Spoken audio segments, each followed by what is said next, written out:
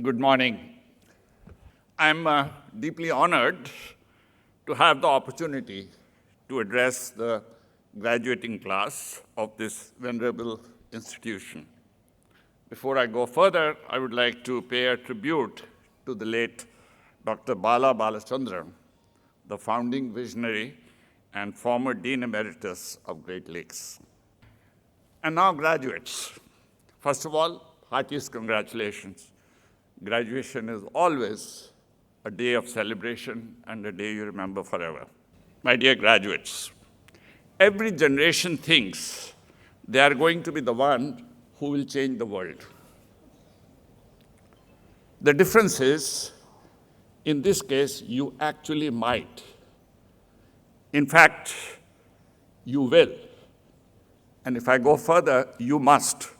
The world in its current form, I don't think, is in a most conducive environment. You are graduating into an era where a single app can reach billions of users, where a single word, e.g., tariff, can shake up billions of people overnight, and where AI is emerging as your colleague, not just a tool. So standing here, what I see is not just graduates, but architects of tomorrow's business landscape. I see the builders of India, the India of the future, and we say it's the decade of India. Why did we say it's a decade of India now? Because we knew you were graduating, and you are going to create that decade of India. There was a word called, or a term called VUCA: volatility, uncertainty, complexity, ambiguity. Many of you must have heard it in many contexts, many times. It was a term started by Army in 1987, US. And in 2000s, it became very popular because every few years, there was a VUCA moment. I think this moment that we are in is the greatest rendition of VUCA. Volatility, massive economic volatility, caused by physical wars, military conflicts, trade wars, you name it. Uncertainty, caused by economy and rapid technology disruptions. Future of work, workplace, expiration of roles. You may have, and we'll talk a lot about that. Complexity, as is visible from the geopolitical shifts. You don't know who's whose friend and for how long. And ambiguity, caused by tariff tussles, immigration issues, amongst others. But actually, it's the uncertainty which is weighing the heaviest on everybody's mind.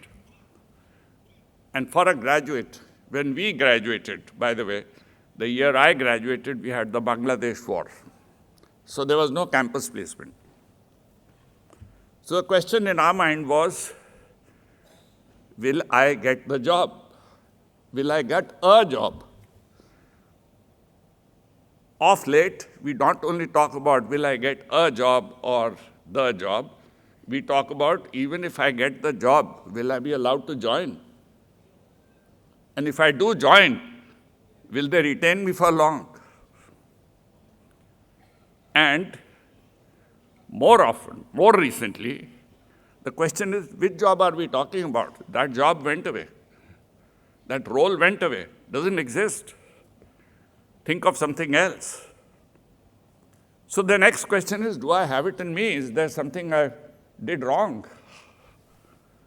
And if you are an entrepreneur, you have to continuously ask, is my idea still valid? Because last night, another 2,000 new avatars of my idea appeared. What about the funding winter? It seems like the ice age. We'll never come out of it. So quite likely, your anxiety levels may be far in excess of your excitement. You should know you are a digital native. Why do I call you a digital native? When you were born and the umbilical cord was cut, what came out was a Wi-Fi router. You were born with an IP address. Digital technology comes naturally to you. You've seen it, you've shown it so many times. Every time a new phone came, you helped your father, your grandfather, your mom in getting that phone going. In my generation, we used to look for instruction manuals. Without an instruction manual, nothing could be done. In your age, there is no need for an instruction manual. It's intuitive for you. Now that is a very, very powerful capability you have, an asset you have, which you need to take advantage of. You have some very unique skills. You understand data. We have very scant respect for data in some parts of our society, amongst ourselves. Data is the new oil.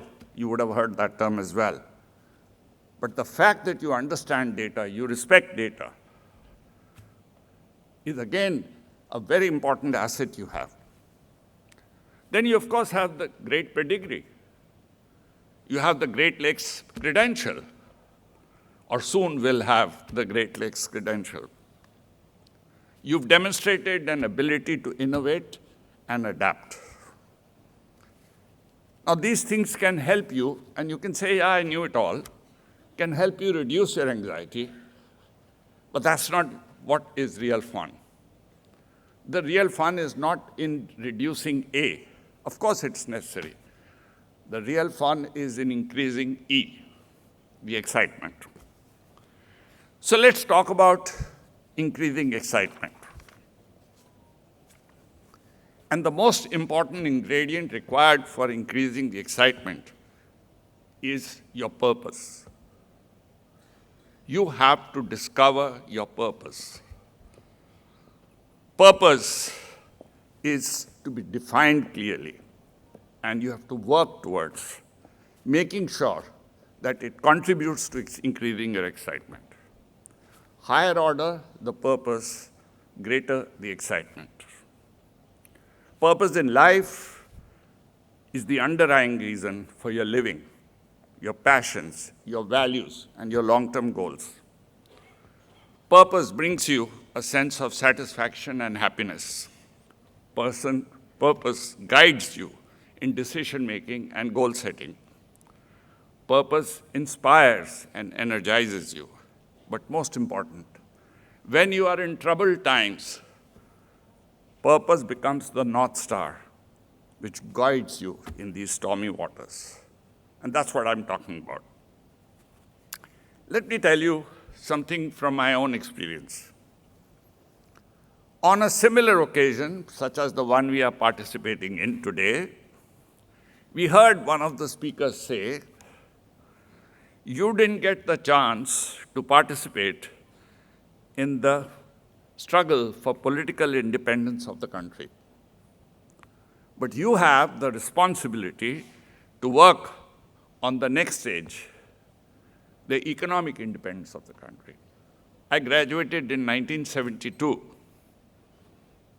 Those were also the years shortly before that.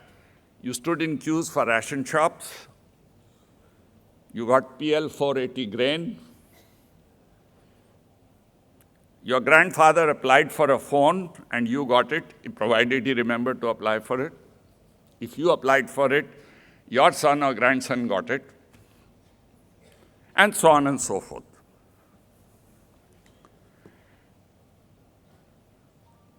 We didn't realize that by listening to that, we had just discovered the way to finding our purpose. So on that rainy night in June of 1981, like the one we recently saw in Mumbai when the whole Mumbai was flooded, there were two friends who were sitting and talking about this newfangled technology called computers. That was the year when personal computers were launched. And the fact that computing technology will need a large number of professionals. And at the same time, there were 600,000 unemployed graduates and postgraduates in the country on that day. As we were talking, we discovered that if they built a bridge between the two, the unemployed graduates and this technology which needed large number of professionals, it could contribute to the purpose of economic independence for the country and yet create a viable business. Let me suggest a purpose to you in the same theme that could perhaps cause a massive increase in your own excitement. You missed the struggle for political independence. You missed the struggle for economic independence. But you have the opportunity, responsibility, to shape the destiny of this country to become an economic superpower. The third largest in the world by 2028, the second largest GDP by 2038, from $4 trillion today to $34 trillion in 2038. That's the purpose that you can chase. But again, it's an abstract purpose. You have to convert that purpose into the inspiration that will drive you. You have to make it more real for yourself. We made it more real by saying, reach a billion, teach a billion. But that was even more abstract for the guy at the bottom of the rung. Each one created an aspiration for themselves, which was to say, in my sphere of activity, I will do 100. I'm just using a number as a placeholder. And when you added all that up, actually it added up to more than a billion. So I think that is an approach a strong purpose can help you drive. Just purpose doesn't help. You have to convert the purpose into some solid actions. And the solid actions required to achieve a higher purpose is not regular. It's not through the 5 M's of management, and no offense meant and no disrespect meant either. The 5 M's of management that you learn, the men, money, machine, materials, methods, that's the management that you learned. But there is a 6th M, and that is the human mind. A higher order purpose is realized by exercising, developing, training your mind. Now, what's a mind? I have my own definition for it. It's an imaginary place between your head and heart. The head which provides the rational, the heart which provides the feelings. And when you put a combo of both these, you develop a mind. And each one of you have a unique mind of your own, right? That's how the terms, are you out of your mind? Change your mindset, right? Those are the terms, I believe. That's how they may have got caused. So how do we apply our minds? And therefore, I want to point you to a few things in that direction. First, technology and AI, specifically, will be an essential ingredient of our lives. It isn't in the future, it's present. In fact, for some of us, it may be past, but we are still in the middle of the game. It's impacting every single part of society and economy, and it is changing very, very fast. How can AI be your permanent coach who's whispering in your ear that in this situation last time, when you turned left, you struck an obstacle? Do you really want to turn left again? Questioning you. Sometime, always whispering in your ear. That will improve your effectiveness. So when you use AI for such applications, the benefits are exponentially high. So mastering AI is not just learning AI, it's more. It's about keeping yourself current, young, irrespective of the way you are, and keep your mind getting exercise through the intellectual sparring that you will do. It's beyond that as well. Thinking of applications which is not only improving the effectiveness of your organization, but yourself, your daily habits. And therefore, technology and AI should consume a certain part of your time, day, intellect, as the case may be. There are two other muscles, and I think they have been referred to before. Learnability. You can't learn everything and you can't be ready for every situation, but you can definitely build an ability. You can learn how to learn. If you learn how to learn, then you can be in any situation and be able to address that.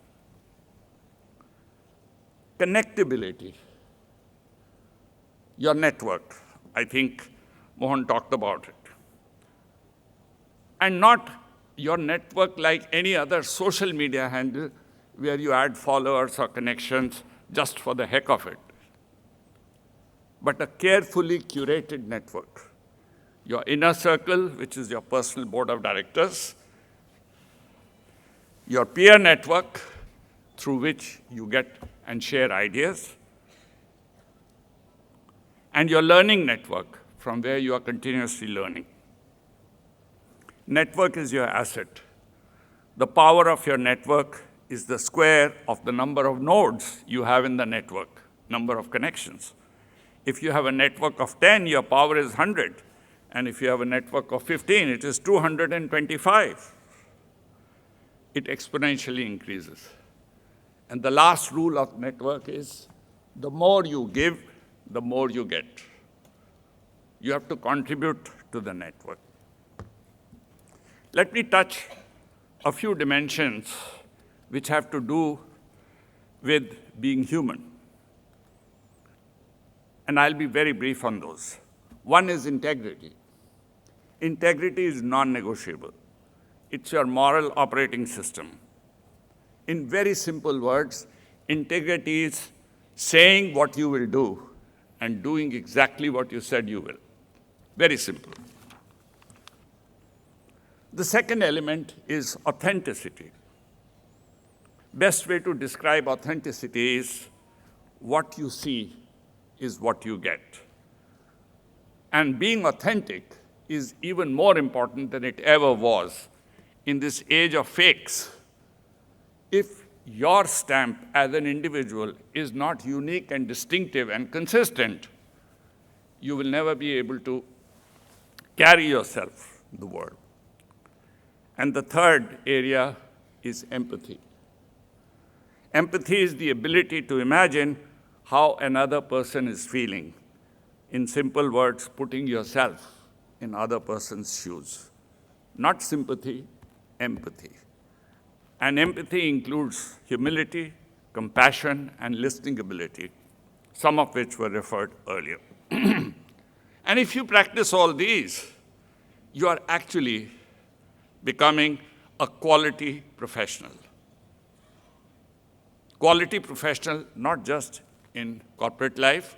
We learned very early in the game, you can't practice quality in your workplace if you don't practice quality in your personal life. So in NIT, we have an initiative called the Personal Quality Initiative, improving your habits. And I strongly recommend each one of you follows this. I have some advice and learnings from my experience for you. You've heard of a term, or maybe it's antique now. We learned it when we grew up. Rolling stones gather no moss. I think it appears absolutely antique because the current belief is rolling stones are the ones which move faster. And agility is a very, very important differentiation that creates an individual. I do not agree with that.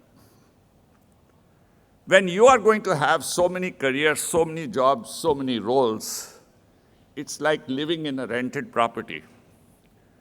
What do you do to a rented property versus an owned place? Well, if you're very responsible, you leave it the way it was. My advice to you is leave the place better than it was. Leave your mark wherever you are, wherever you spend 2 minutes, 5 minutes, 20 minutes, 2 years. Leave your mark and make that place better than it was. Then it will be rolling stone who have a purpose gather moss. So rolling is important, speed is important, change is important, but at the same time, change with a purpose is the one which actually creates stickiness. The second thing is don't be afraid to fail. I think it's been said before. Actually, it's good to fail once in a while. You get to taste reality. And I remember from my experiences many times. You would have heard this before: fail fast, learn quickly, fail forward, extract maximum learning out of the failure. Fail with class. You may fail, but your relationships should not. Maintain your relationships and reputation. Fail together. Share your failures. Be proud of your failures. Use failures as stepping stones, not as stopping points. My third learning is you have to be a committed problem solver. I make one statement which is created by myself. It's called a problem because it must be having a solution. Otherwise, we would have called it destiny. Because we called it a problem, it must be having a solution. So that commitment to finding a solution, I think, is very important. And the last, the power of feedback. I did engineering in control systems, and there is a rule of control systems. If there is no feedback loop, the process goes out of control. And that loop has to be negative, which means you have to ask yourself, how am I doing every now and then? You can apply it at various levels, but to you, I will encourage you to do that every day. Before you go to sleep, ask yourself, rewind your day. Ask yourself, how did I do? What did I learn? What will I do differently tomorrow? And if you keep doing that, there is a theory of continuous improvement that you will keep improving every day and day. So these are my advices or prescriptions or whatever you may call them. But remember, as a graduating class, you have to own this purpose. And I heard Mohan say this many times. Own the situation you are in. Own the purpose if you believe this is a worthwhile purpose. Own the purpose to create the India at 100 in 2047 as an economic superpower. And that purpose can keep you charged for the rest of your life. Remember the small pieces of information I gave you? I actually gave you 4 Ps. I talked to you about a purpose. I talked to you about some professional skills. I talked to you about some personal development. And I gave you a prescription. And remember, the world will not run short of machines. In fact, we have too many of them. What world needs is more quality humans. Humans who are adaptive, purposeful, and authentic. While others will use AI for whatever purpose, you decide to use AI as your intellectual sparring partner. While others fear disruption, I suggest you turn them into opportunity. And while others chase titles, I suggest you chase purpose. That's your real competitive edge. So go forth, stumble, experiment, fail, learn, bounce back, but lead with your mind, the right mix of head and heart. So congratulations, class of 25.